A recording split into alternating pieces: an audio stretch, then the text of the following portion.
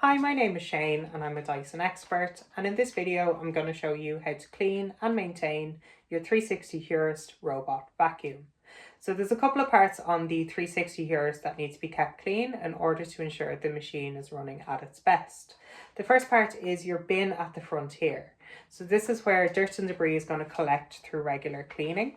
So we can remove this from the machine by pressing down on this button here and then pulling away like so.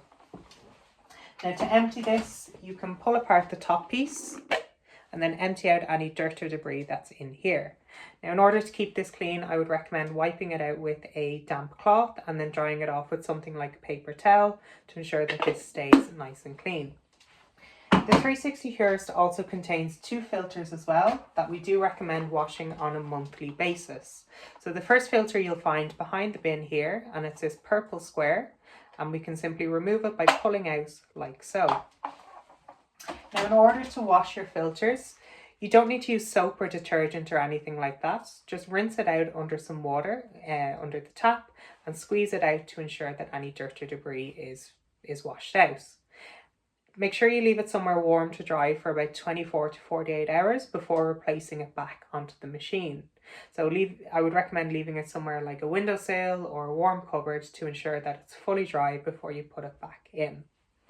The second filter you'll find on the back of the machine here, and you'll see it's labelled filter at the top there as well.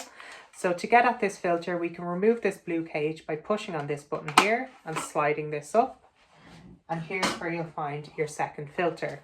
This can be removed by pressing down on the red tab here and then pulling it away from the machine like so.